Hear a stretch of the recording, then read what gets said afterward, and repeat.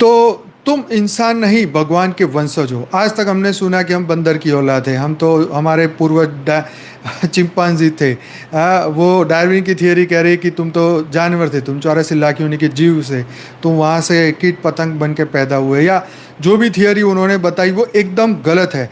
तो तुम देह नहीं तुम देवता हो, राइट? तुम देह नहीं तुम देवता हो। क्या तुम सच में सिर्फ मनुष्य हो? आपने कभी ये सोचा? आपको गहराई से सोचना चाहिए। क्या सिर्फ तुम मनुष्य हो? क्या मनुष्य से ऊपर कुछ भी नहीं है? क्या मनुष्य क्या रियल में अल्टीमेट सोर्स है?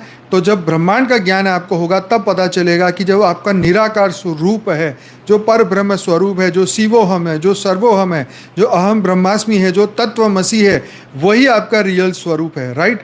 तो तुम भगवान के वंशज हो, तुम कोई कुत्ते बिल्ली की औलाद नहीं हो। यह आपको याद रखना चाहिए। आत्मा परमपिता की संतान है, तुम दिव्य हो, लेकिन तुम भूल गए हो कि तुम कौन हो।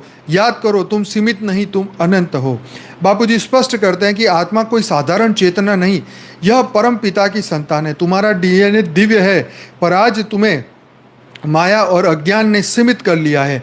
अपने भीतर जागो, तुम देव स्वरूप हो, ब्रह्म की छाया हो, तुम परम प्रकाश हो, परम लाइट हो, दिव्य हो, चैतन्य हो, परम परम परम आत्मा हो। कोई तुम साधारण इंसान नहीं, कोई तुम साधारण जीव नहीं। तो ये हमेशा याद रखो। जब तक याद नहीं करोगे तब तक स्मृति वापस नहीं आएगी। जब तक बिलीफ सिस्टम स्ट्रांग नहीं बनाओगे तब तक तुम्हारा मन भटकता रहेगा, और मन तुम्हें यहीं पर अटका के रखेगा। मन तुम्हें लोअर एनर्जी में रखेगा, तुम्हें ऊपर उठने नहीं देगा। आत्मस्वरूप आएगा नहीं, आत्मस्वरूप की धारणा बनेगी नहीं।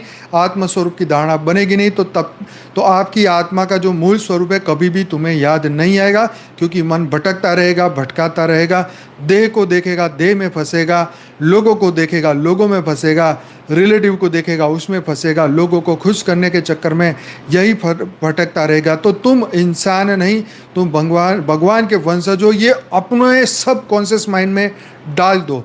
अपने आप को ट्रेन करो, अपने आप को जागृत करो, अपने आप को पहचानो, है अपने दिव्य स्वरूप को पहचानो, अपने दिव्य गुणों को जागृत करो, अपने अवगुण को ख़त्म करो। तभी आप अपने आप को भगवान के वंशज कह सकते हो, या तत्वमसी कह सकते हो, सो हम कह सकते हो। जैसे वो वैसे हम, तत्वमसी, तुम ही वो हो। भगवान बार बार बोलते हैं, वेद उपनिषद बार बार तुम्हें अपनी स्मृति दिला रहे हैं। लेकिन अगर हम ये याद नहीं करेंगे तो फिर हम अपनी मन की मौत मारे जाएंगे।